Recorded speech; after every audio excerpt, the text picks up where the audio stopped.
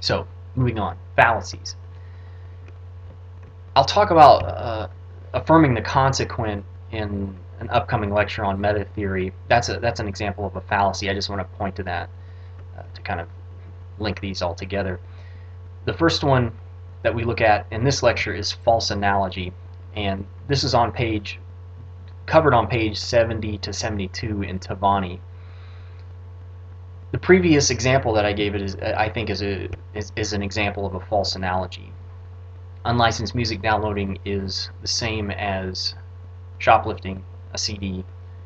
Shoplifting is wrong, therefore unlicensed music downloading is wrong. The first sentence, I think, is the false analogy. It's comparing two things that it's not fair to compare. Now, in some ways, it's similar, stealing a CD from a store and making an unlicensed copy of a digital file, because you're getting music for free. You're not paying for it.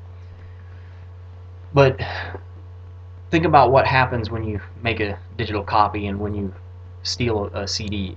When you make a digital copy, you're making a copy, and you aren't depriving an owner of any capital.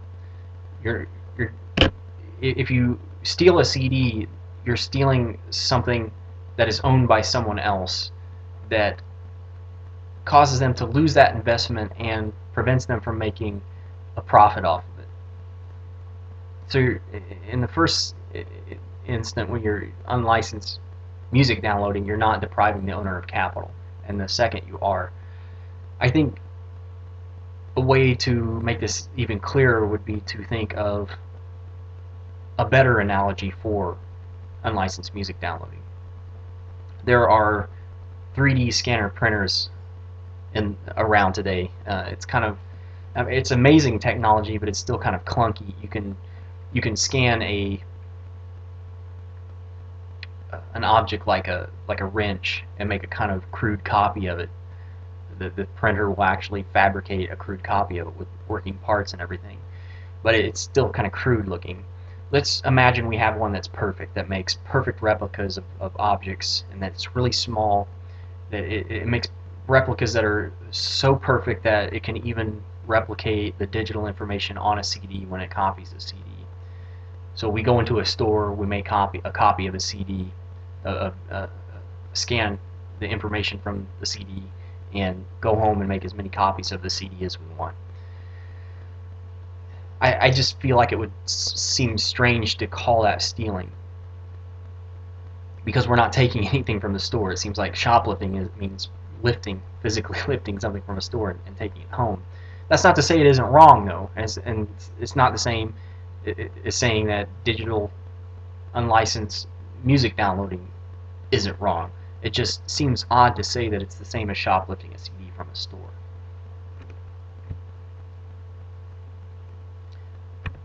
The next fallacy that we are looking at is false dichotomy. Charles S. discusses this in the textbook Digital Media Ethics on pages 139 to 142 and 206 to 207. So a dichotomy gives you a choice between two things. And to understand what a false dichotomy is, we have to look at two uses of the conjunction or. We have inclusive or and exclusive or. Inclusive or is the same as when we say and/or.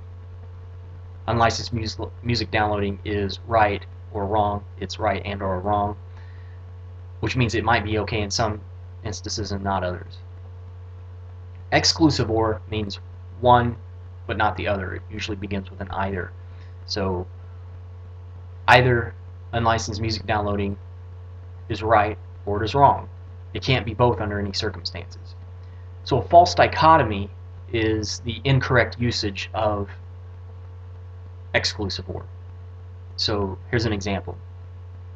Either unlicensed music downloading is stealing or it is okay. This is false because it might not be stealing, but it might still be wrong.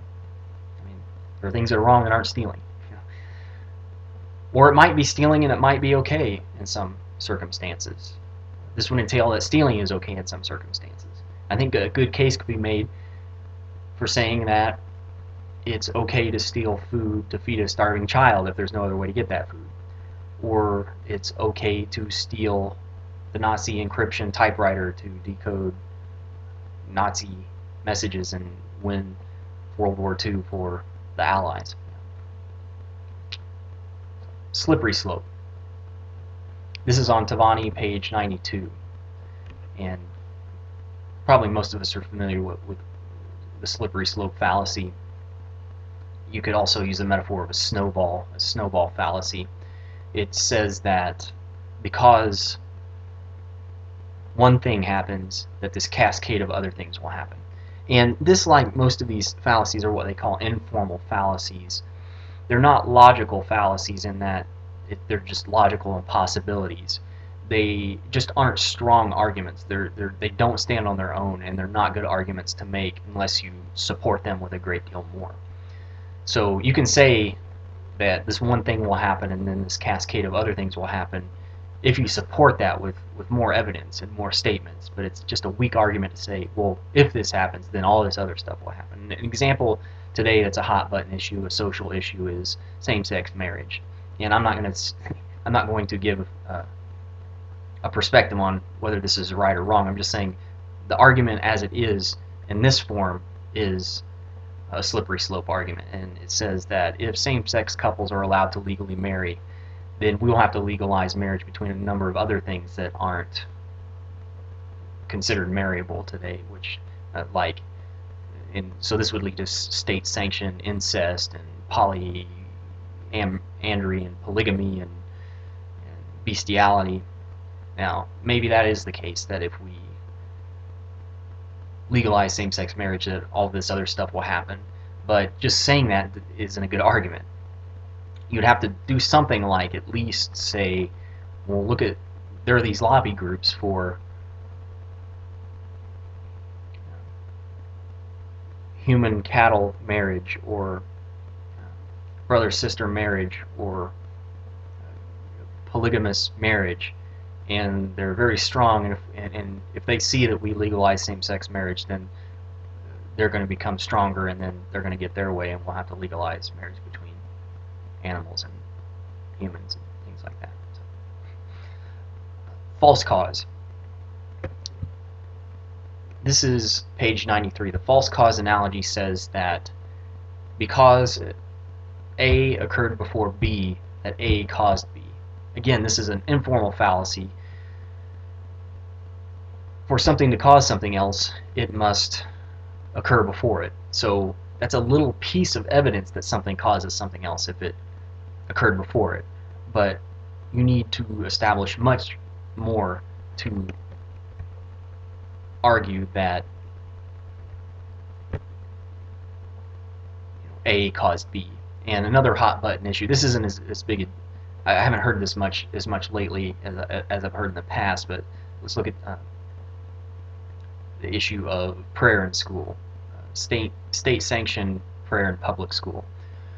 And the argument goes like this: crime, teen pregnancy, divorce have all increased since the prohibition of state-sponsored prayer in school. And by that I mean having students stand up and say a prayer in school in accordance with a particular religious faith. Therefore, this judicial decision is clearly responsible for these social problems. Again, it might be the case that this occurred, that this decision caused all these other things to happen. But you'd have to eliminate all these other things first that may have also caused it, like population increase, or maybe it wasn't caused, maybe there are just natural fluctuations in these phenomena, and that judicial decision occurred right before there was a spike in these things that just always happens. So that's why that is a false cause argument. Appeal to the people. This is discussed on page 95 of Tavani. And here's an example of appeal to the people that is from the TV show Kids in the Hall.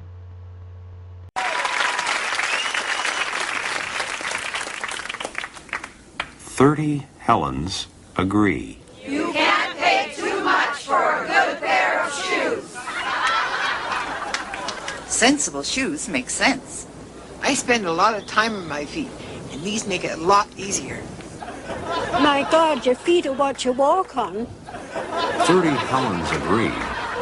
You can't pay too much for a good pair of shoes. So,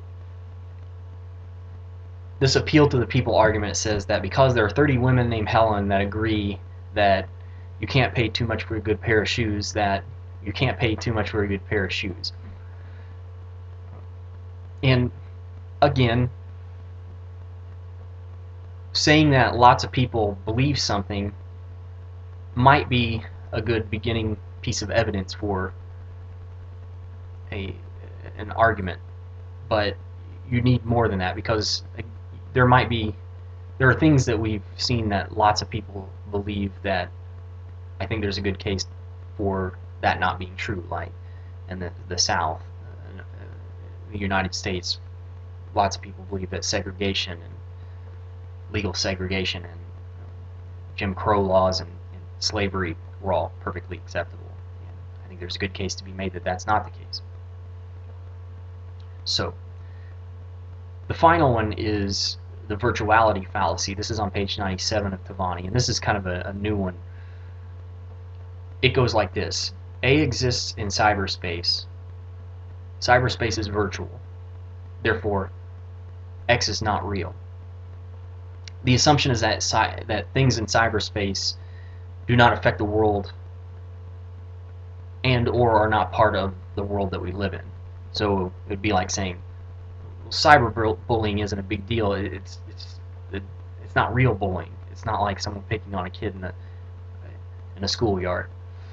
And I don't know how good of an analogy this is, but I think it's kind of like saying that if I flick someone the bird, that's just light waves coming away from my hand and going into their eye. So it's just electromagnetic spectrum insult. It's not a real insult, and so the medium is irrelevant in this kind of a case. And cyberspace is kind of a medium. So it's assuming that cyberspace is this kind of imaginary platonic realm where nothing really matters. So that concludes the critical thought and analysis portion of the lecture.